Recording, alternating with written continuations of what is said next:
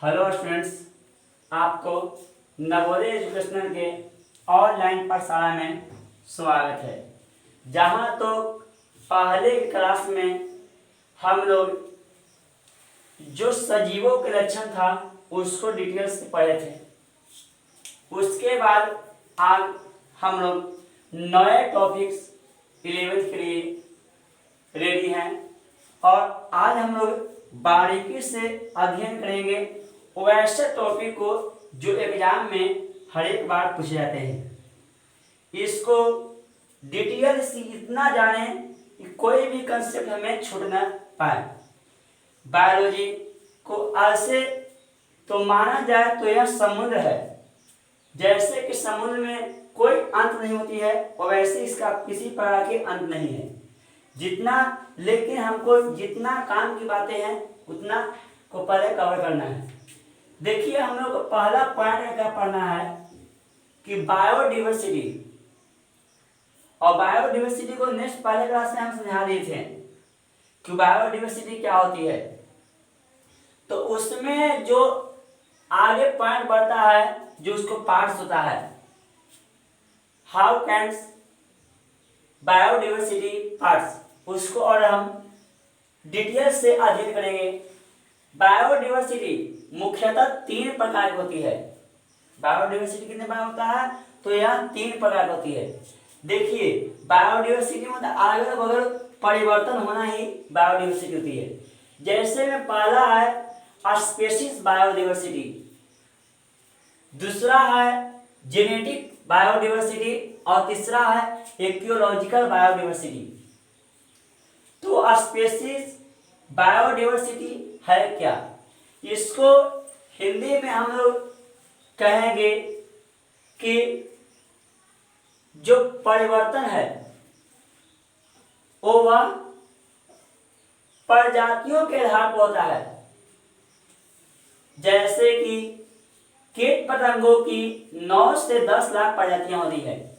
वैसे ही देखेंगे आप लोग कि काइन प्रकार के बरसात में कीड़ा आ गया। इसी प्रकार उससे कोई प्रजातियां 9 से 10 लाख तक होती है।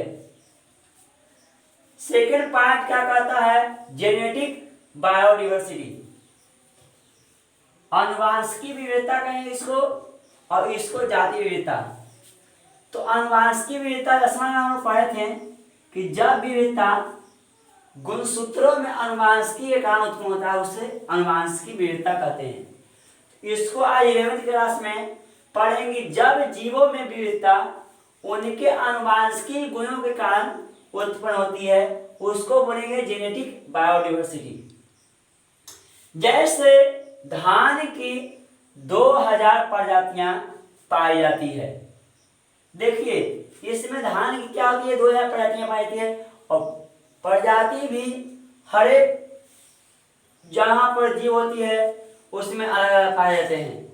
जैसे धान को हम माने कि यहाँ जो है प्लांट किंगडम्स, उसी प्रकार एनिमल किंगडम्स की प्रजातियां भी होती है। ठीक है, उसके बाद हम लोग नेक्स्ट टॉपिक की बात करें तो यह है इकोलॉजिकल बायोडाइवर्सिटी। इकोलॉजिकल के अंतर्गत हम कह सकते हैं कि क्षेत्रीय और बायोडाइवर्सिटी के परिवर्तन, क्षेत्रीय परिवर्तन। अब देखिए कैसा कैसा परिवर्तन हो रहा है। क्षेत्रीय परिवर्तन इसको हम कैसे याद करेंगे? पहले देखिए, आपके अगल बगल क्षेत्र के अनुसार भी कोई परिवर्तन का होता है, छोटा बड़ा हो जाता है, तो उसी के बारे में हमें जानना है। जैसे में आपको हम कहें कि यहाँ जो पेड़ पौधा है उसको रेगिस्तान में ले जाकर लगाइए, तो वहां क्या होगा कि उसका जो रंग रूप है वो चेंज हो जाएगा, जहां तक खत्म हो सकता है। कहेंगे जब जीवों में विविधता क्षेत्रीय परिवर्तन के कारण उत्पन्न होती है उसे इकोलॉजिकल बायोडाइवर्सिटी कहते हैं। जैसे हिमालय की पूर्वी घाट एवं पश्चिमी घाट, और वहां पर देखो लगता है कि दोनों हिमालय घाट एक ही है, लेकिन दोनों में विविधता पाई जाती है। उसके बाद में नेक्स्ट पॉइंट आते हैं हम लोग एग्जाम के इंटरव्यू से पॉइंट ऑफ व्यू से जो VVI क्वेश्चन है, red data book. 10th class में पढ़े थे, लेकिन टेंथ में पढ़े थे, इसका कुछ अंश पढ़ पाए थे, और अब की इसको डिटेल से जानना है। देखिए क्या है रेड डाटा बुक। इसको इंग्लिश नाम ही रेड डाटा बुक है, और हिंदी में इसको कहते हैं लाल आंकड़े पुस्तक। देखिए लाल आंकड़े पुस्तक, ऐसे ही लाल कहाँ देखेंगे आप? लाल रंग के किसी प्रकार सिग्नल होती है, वहां खतरनाक की ऑप्शन होती है। इसी भी खतरनाक के जीवों किस खतरनाक है, देखिए कितना बड़ा समस्या से। अगर जीव, कोई भी जीव एक की संख्या खत्म हो जाए तो दूसरे जीव पर बुरा प्रभाव पड़ेगा। जैसे कि आप लोग, हम लोग इस वातावरण में रह रहे हैं, अगर हमारे पास से पेड़ पौधों को नष्ट कर दिया जाए तो क्या होगा कि जो कार्बन डाइऑक्साइड की मात्रा, CO2 की मात्रा इतना अधिक हो जाएगा, O2 की मात्रा न के बराबर हो जाएगा, और हम लोग क्या होगी, अपने से मृत्यु प्राप्त कर पाएंगे। लेकिन बुआ सभी जीव यहाँ पर डेड होगा, लेकिन पेड़ पौधा जब रहता है तो यह क्या हम लोग के वातावरण को संतुलन बनाता है। इसीलिए पृथ्वी पर जितने भी जीव हैं वे वातावरण को संतुलन बनाए रखने के लिए हैं, इस जीवों को क्षतिपूर्वक नहीं करें। इसको समझिए रेड डाटा बुक है क्या? रेड डाटा बुक, लाल आंकड़े पुस्तक। करा विलुप्त जीवों एवं संकटग्रस्त जीवों की सूची। क्या करा? विलुप्त जीवों एवं संकटग्रस्त जीवों की सूची। विलुप्त में खत्म हो गया और संकट खत्म होने जा रहा है। कहा विलुप्त जीवों की सूची एवं संकटग्रस्त जीवों की सूची जिस पुस्तक में मौजूद होती है उसे रेड डाटा बुक कहते हैं। इस पुस्तक का निर्माण IUCN एक संस्था है, वह निर्माण किया था। उसको फुल फॉर्म होता है international unit for conversation of neutral and neutral research. इसको रिसर्च बोल सकते हैं, रिसर्च से रिसर्च ने किया। कौन पॉइंट में हम लोग आते हैं? Conversation of. नेक्स्ट पॉइंट में हम लोग इसी को बारीकी से अध्ययन करते हैं। Conversation of biodiversity. कॉन्वर्सेशन होता है बचाव करना, यानी क्या कि उसको संरक्षण करना। कॉन्वर्सेशन ऑफ बायोडाइवर्सिटी जैव विविधता का संरक्षण। जैव विविधता को संरक्षित रखने के लिए मुख्यतः 2 प्रकार के उपाय अपनाए गए। कितने उपाय अपनाए गए जी? तो 2 प्रकार के अपनाए गए। पहला इन सिटू कन्वर्सेशन। इन सिटू कन्वर्सेशन अंतः स्थानीय संरक्षण। जब संकटग्रस्त जीवों को उनके अपने ही स्थान पर सुरक्षा दिया जाता है तो उसे इन सिटू कन्वर्सेशन कहते हैं। जैसे नेशनल पार्क, एक क्या है, नेशनल राष्ट्रीय अपने स्थान पर सुरक्षा दिया जाए उसको क्या बोलेंगे?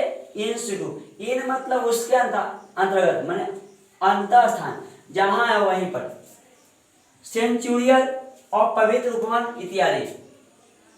इसको बारीकी समझने का प्रयास करेंगे तो किसी प्रकार का प्रॉब्लम हम लोग को आने नहीं जा रहा है।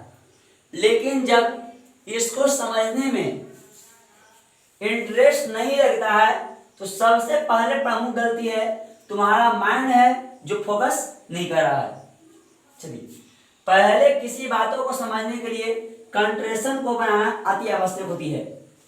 देखिए उसके बाद सेकेंड पॉइंट क्या कहता है कि एक सिटू कन्वर्सेशन स्थानीय संरक्षण का जब संकटग्रस्त जीवों को उनके अपने ही स्थान से हटाकर, मन अपना स्थान है और उसको दूसरे स्थान पर ले कर वहां सुरक्षा ले रहे हैं, तो यह हुआ एक सिटू कन्वर्सेशन। इसको बारीकी से अध्ययन करेंगे। इस एक सिटू कन्वर्सेशन स्थानीय संरक्षण।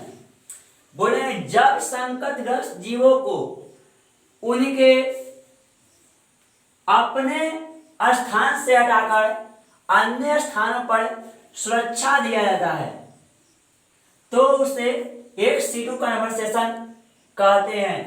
जैसे यूक्रेडियम, जूलॉजिकल पार्क और बोटेनिकल पार्क। यह क्या होती है कि यह बाह्य है, अलग है, इसको ले जाकर वहां जीव जंतु को रखा जाता है। उसके बाद में कुछ हम फुल फॉर्म और उसका जो मुख्यालय होता है उसको बारीकी से करेंगे। यह सिर्फ 11th-12th की नहीं, यह कंपटीशन और जो मेडिकल के पॉइंट ऑफ व्यू से बहुत अधिक मायने रखता है। क्वेश्चन है कि ZST का फुल फॉर्म क्या है? तो ZST का full form zoological survey of India, zoological survey of India. इसका मुख्यालय कहाँ है? तो कोलकाता। परीक्षा में पूछेगा जूलॉजिकल सर्वे ऑफ इंडिया का मुख्यालय कहाँ है? तो कोलकाता। फिर उसके बाद में BSI, botanical survey of India, इसका मुख्यालय भी कोलकाता है। जूलॉजिकल है, बोटेनिकल है, वो कहाँ दोनों को होगा? तो कोलकाता। चलिए उसके बाद में है बायोनॉमियल नॉर्मिकेशन, इसको बोलते हैं NOME, नॉमियल एक्सीएलएटीरियल, नॉमियल कैरेक्टरियल पढ़ेंगे। ऐसे हिंदी में इसको बोलेंगे द्विनाम पत्ती नामकरण। चलिए का संसार के सभी जीवों के नाम अलग अलग क्षेत्रों में भिन्न भिन्न होता है। इसके लिए कैरोलस लिनिकस ने जीनियस एवं स्पीशीज के नाम को आपस में जोड़कर द्विनाम पत्ती का प्रतिपादन किया। नेक्स्ट वीडियो में हम लोग इसको नाम लिखने के नियम और उसको बारीकी से नाम को याद भी करते हैं, जिसको हम लोग वैज्ञानिक नाम के नाम से जानते हैं। प्रतिदिन हमारे वीडियो अपलोड होते रहते हैं और इसका नोटिफिकेशन पाने के लिए चैनल को सब्सक्राइब करें, लाइक करें एवं कमेंट करें। अगर आप कमेंट नहीं करते हैं तो हमारे और आपके बीच में तालमेल नहीं मिल पाता है, जिससे आपका भी प्रॉब्लम है और संस्था का भी प्रॉब्लम। इसलिए जल्द से जल्द इस चैनल को लिंक अपने मित्रों तक भेजें। धन्यवाद।